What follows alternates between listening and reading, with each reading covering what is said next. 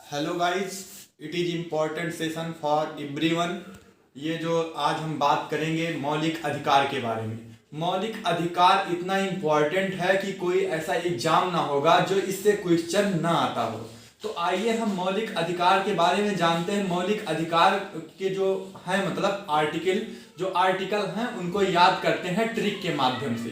तो वो ट्रिक क्या है और किस भाग में है का मतलब किस अनुच्छेद से कहां तक मतलब ये है, यहाँ पर हम बात करते हैं। तो आइए हम देखते हैं यहाँ पर मौलिक अधिकार में शामिल अधिकार के याद करने की ट्रिक। मौलिक अधिकार में शामिल अधिकार के याद करने की ट्रिक।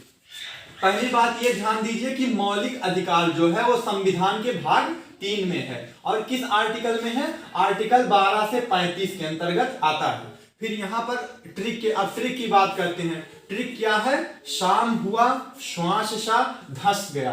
क्या है ट्रिक? शाम हुआ श्वास सा धस गया। अब यहाँ पर देखिए सा का मतलब हो गया समानता का अधिकार। समानता का अधिकार ये आर्टिकल 14 से 18 के अंतर्गत आता है।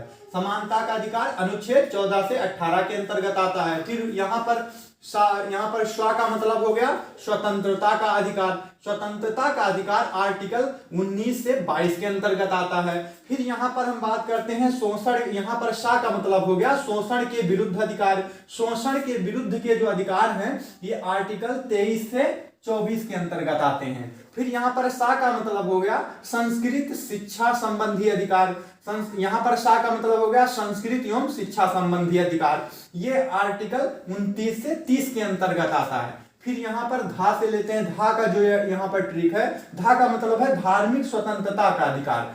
धार्मिक स्वतंत्रता का अधिकार जो है ये आर्टिकल 25 से 28 के अंतर्गत आता है। फिर यहाँ पर सा का मतलब है संवैधानिक उपचारों का अधिकार। संवैधानिक उपचारों का अधिकार जो है ये आर्टिकल 32 के अंतर्गत आता है। आर्टिकल 32 अनुच्छेद 32 के अंतर्गत आता है। डॉक्टर भीमराव अंबेडकर ने आर्टिकल 32 को जो है ये संविधान की आत्मा कहा है। तो एक बार हम ट्रिक को फिर रिवीजन करते हैं। यहाँ पर देखिए ट्रिक क्या है? शाम हुआ श्वास सा धस गया। शाम हुआ श्वास सा धस गया। सा से मतलब हो गया समानता का अधिकार अनुच्छेद 14 से 18। यहाँ पर स्व का मतलब हो गया स्वतंत्रता का अधिकार अनुच्छेद 19 से 22। यहाँ पर सा का मतलब हो गया शोषण के विरुद्ध अधिकार अनुच्छेद 23 से 24। यहाँ पर सा का मतलब हो गया संस्कृत एवं शिक्षा संबंधी अधिकार अनुच्छेद 29 से 30। फिर यहाँ पर धा का मतलब हो गया धार्मिक स्वतंत्रता का अधिकार अनुच्छेद 25 से 28। फिर यहाँ पर सा का मतलब हो गया संवैधानिक उपचारों का अधिकार अनुच्छेद 32। अनुच्छेद 32 को डॉक्टर भीमराव अंबेडकर ने संविधान की आत्मा कहा है। तो इस ट्रिक के माध्यम से आप किसी भी चीज को जल्दी से याद कर सकते हैं।